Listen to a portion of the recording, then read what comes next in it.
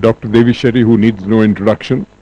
We're just waiting for the tape to come, but when we were asking him to come, we had a very ludicrous topic, if you remember, Ravi, the future of healthcare in IT. So Dr. Shetty himself said, no, that's not good. It's the new magic pill of healthcare is software. I think this is really appropriate. Are we rolling something for him?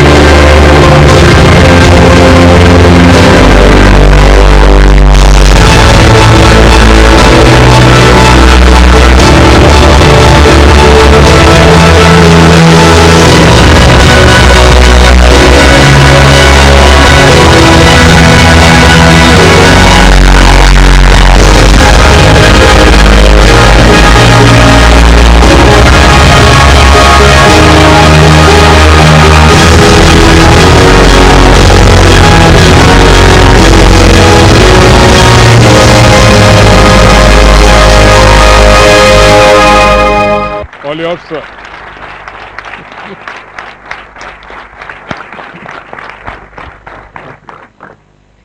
I have my PowerPoint. Okay. I think I'll address from here. Thank you very much. I'm extremely grateful to you for giving me this opportunity. And let me, okay, there is a clock there. Economy of 20th century was driven by machines which address the human toil. And we believe economy of 21st century, how do you,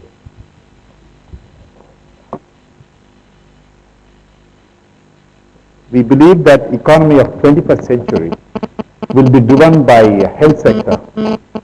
Global healthcare and wellness industry today is a $4.5 trillion industry.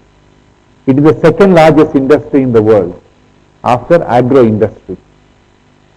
This industry is important because this is one industry which can create millions and millions of jobs for semi-skilled and unskilled people, and also a small number of jobs for extremely skilled people.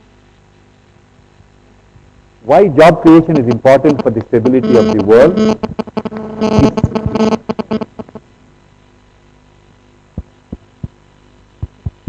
Here's mobile phone on.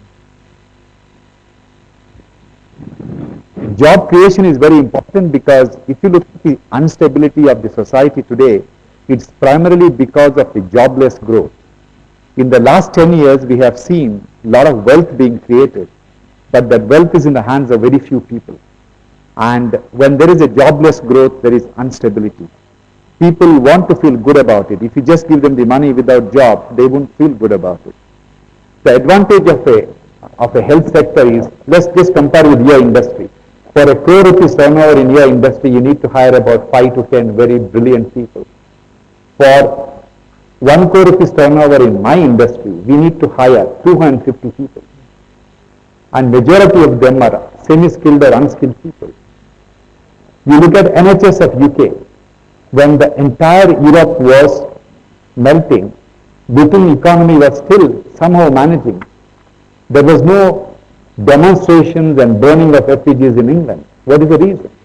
The reason is National Health Service of United Kingdom distributes 5.6 billion pounds of salaries to 1.8 million households every month. And with that money, people buy their food, they educate the children, they buy their houses, pay for the mortgage, buy the new car. So health sector is the industry which will cause stability in the society. And in the last 8 years, the only industry which created jobs in United Kingdom, in the US, is the health sector. Now, what is the next big thing in healthcare? The next big thing in healthcare is not going to be a magic pill or a faster scanner or a new operation. It is going to be change in the process of delivering healthcare so that healthcare becomes safer for the patients. US healthcare is supposed to be the safest healthcare destination for the people, but it is not the safest place for the patients. This magazine published an article 50 years ago that our hospitals are killing us. And the entire article was about how unsafe the hospitals are. And one would have thought 50 years later things would change. It hasn't changed. This is the cover page in Forbes in 2008, that's 50 years later, which says that if anyone spends one night in an American hospital, 1 in 200 of them will die just spending one night in American hospital. Getting admitted to an American hospital is 10 times riskier than skydiving. People die not because of the wrong diagnosis or the wrong treatment. They die because there is no process and there is no protocol which is followed for the patient care. If you look at death in a hospital due to some of the mistakes or not necessarily a negligence, if you call it as one of the causes of death, that death percentage will be the 6th commonest cause of death in the United States, which is very, very high.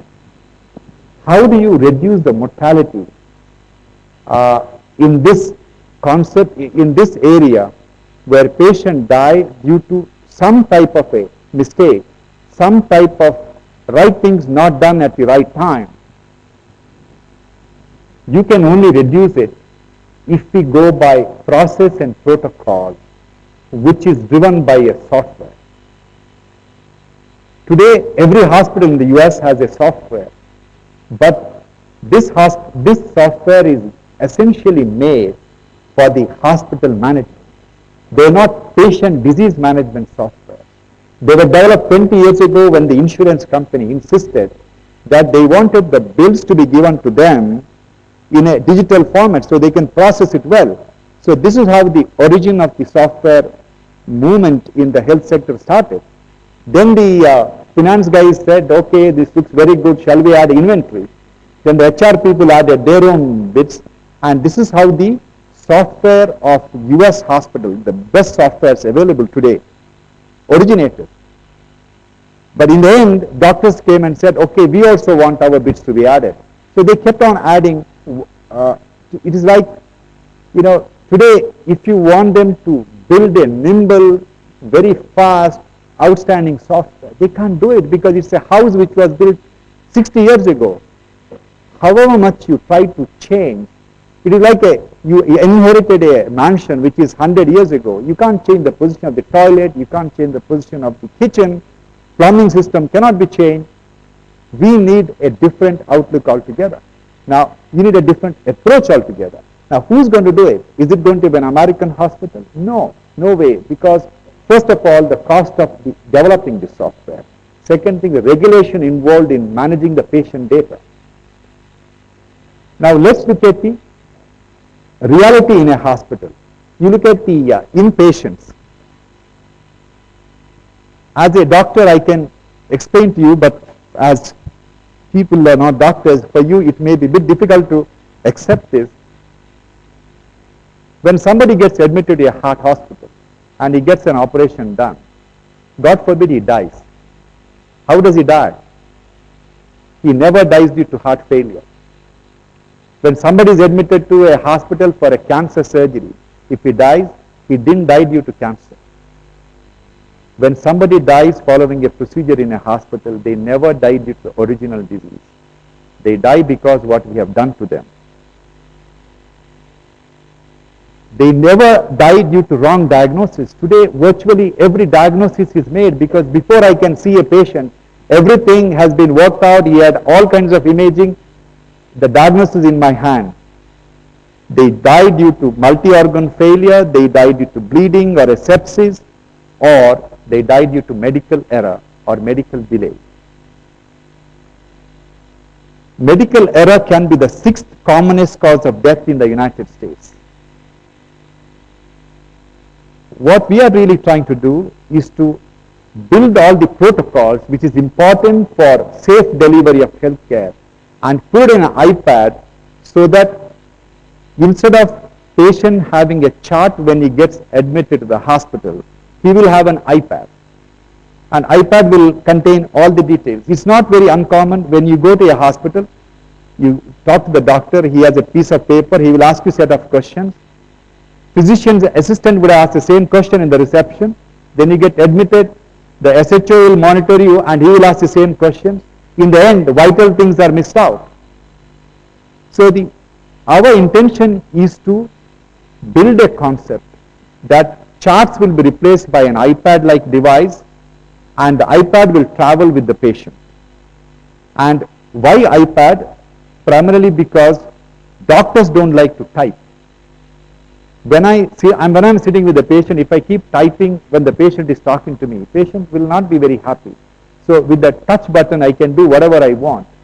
When I discussed with my software team that we don't want to type, then they said, there are so many instructions you have to write. How do we do it? Then we convinced them that the last instruction in healthcare industry was given 30 years ago. And whatever needs to be done, you put it there and we pick and choose. And when we made this software, we made it very clear to our team, doctors don't like to go around the world to get what we want. We want to just click twice. And whatever information we want, it should be available. Now you must be wondering, how is it possible to simplify to that level? Because it is possible because we are not talking about the big data. When you talk about healthcare industry, you are talking about a medical research which is a big data. Whereas in patient healthcare, whatever data is required and used, it's all in our mind. And when as doctors, ICD-9 coding, if you look at it, there are only 6,000 diseases. Out of that, only 1,000 diseases are common. And when you are talking in front of any physician, in his mind there are not more than 200 diseases. And how does the doctor diagnose the problem? The maximum number of signs and symptoms, that is what patient tells you and what we elicit when we examine the patient, you put everything together, it is not more than 50,000. Then you add all the investigations, what we can do. Any type of imaging you put it, that's another 50,000. So you have to match 1 lakh signs and symptoms with 6,000 diseases. Is it a big deal? No, you look at the ability of the software, what it can do. In 97, chess as a game has millions of combinations. And if Kasparov can be beaten by a chess, the Deep Blue in 97, you look at how much software has evolved. What is the power of computation which has evolved? And what we are talking about is nothing. So this is what we have done. I'm grateful to Cognizant, which took the challenge of building the software for us. Our intention, we know there are big companies in the US and other parts of the world who are trying to build massive database of entire data about the disease and the diagnosis and signs and symptoms. We believe that healthcare doesn't work that way, because if there is one software which is going to give the diagnosis of every disease, then there would have been one super physician who can work like a cardiologist, gynecologist and a nephrologist. Why we have nephrologists separate than the cardiologists separate than the gynecologist? So we decided that we will create software. Time remaining. That's another 5 minutes, is it? So we decided that we will have a software which will be dedicated only for the post-op cardiac ICU. And once that is done, we go to the post-op neuro ICU, then post-op medical ICU, then there is another software for the outpatients and so on and so forth. So essentially this is one area where we are aggressively working. The other area where we are aggressively working is the area of training medical specialists, because future healthcare will be in the hands of nurses who are caring for our patients at 12 o'clock at night. The way the hospitals look like today will undergo dramatic change. When you talk about a hospital will have, if there are 100 beds, 75 beds will be critical care beds. So we have to train millions of nurses in India, US, Europe, who are looking after the patient in the ward and train them to look after the patient on a ventilator. There's going to be a huge training program. Physically, we wouldn't have that many trainers to do it. Why it's important? Because within 10 years, no hospital will have ward beds anywhere in the world. Whatever we do today to the patient in the ward will be done at home through remote monitoring and remote devices. Patient will not stay in the ward. If they come to the hospital, they come there for a procedure, they get the operation done, they stay in the ICU, they go home. So we have to train millions of people. Now how do you train them? So the problem of training nurses is nurses are trained by a university, and universities give you the knowledge but they don't give you the skill. Whereas if you want skill, you send them to a driving school. So driving schools don't give you the knowledge, but they teach you how to drive safely. So similarly, we are trying to use simulation technology, and CAE Technology Company is one of our partners, and we are developing simulation to train nurses. The intention is to analyze the task. Any critical care nurse, she only does 110 tasks. All these tasks can be simulated. So approximately, if you talk about a nurse who has experience of 1 year in a cardiac ICU, she would have only seen 20 cardiac arrests. And all the 20 cardiac arrests can be simulated in less than 2 hours. So essentially you crash the training program and the machine will train her, it will grade her, and the machine will give her a certificate. And this is what we are trying to develop. Essentially, I just want to end my, okay, I am over time already. Okay. Today heart surgery is delivered as a handcrafted masterpiece. But sad thing about the healthcare, why we have so much of problem in the outcome. Captain Sullenberger, who landed the one of those planes on River Hudson, he was asked by American Health Association to understand why aviation safety is not cannot be used in healthcare, and he spent 3 months in American hospital. Then he came up with a statement that a doctor could alternatively be God or a cowboy, ruling the hospital by preference or whim, with insufficient consideration for the best practices or procedural standardization. This is the problem of healthcare. So again, he was talking about nurses, when they make a mistake, they are punished. It is a problem of the system. We have to change the system. And you cannot change the system unless there is a software which will control every activity happening with the patients and the doctor interaction. So we want to commoditize and standardize the delivery of heart care, because standardization by commoditization of the process, it will make the process safer, reliable, and reduces the cost. This is what Henry Ford mentioned. This is my last slide. It only says that it's a statement by Charles Vincent: if healthcare was an airline, only dedicated risk takers, thrill seekers, and those tired of living would fly in it. Thank you very much.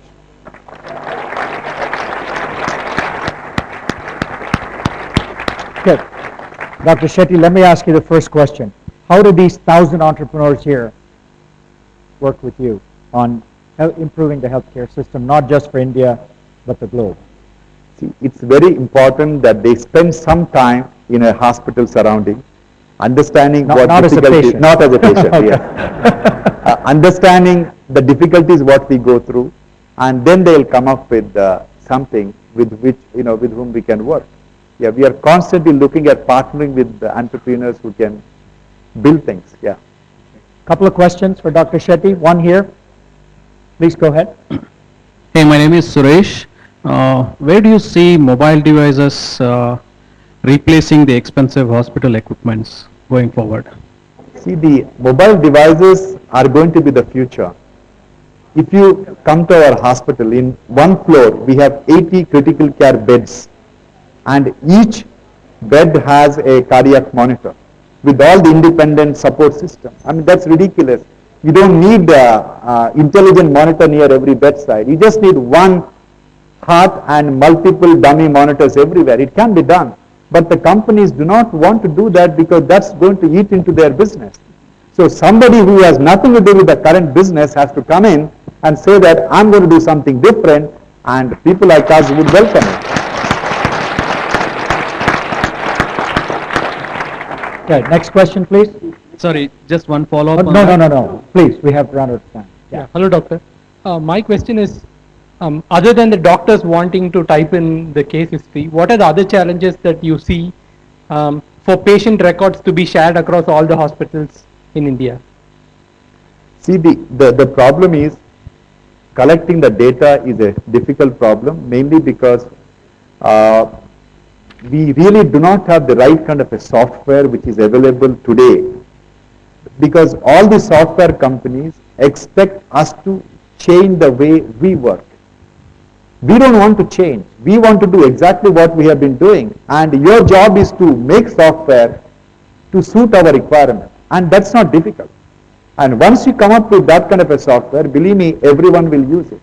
And once the software is available, today devices are, see, the beauty of technology today, beauty of everything what I see is the smartphones have made all doctors like us who were born at a time when there was no computer very computer savvy. Today I'm talking about all these changes only because I started using BlackBerry around 8 years ago. That's how I learned. And today all the doctors are more than willing to adopt technology because they are very comfortable. But the problem is the software is not available. That is the biggest problem. Unless your industry wakes up to the reality and spends some time in making softwares for the industry, you won't find a change. One last question. Hello. That one, yeah. What do you think about online health No, consultation? this one, sorry. Go ahead. No. One question.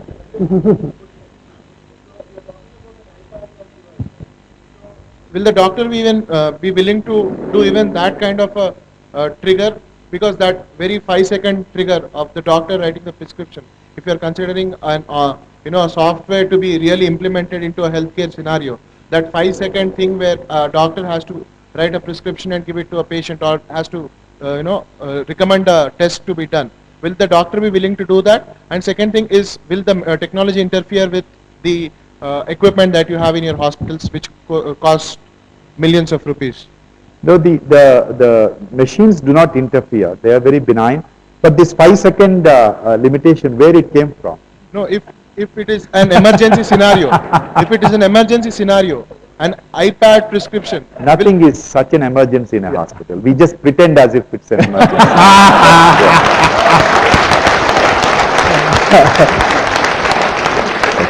Thank you so much, Dr. Shetty. Thank you very much. Appreciate it.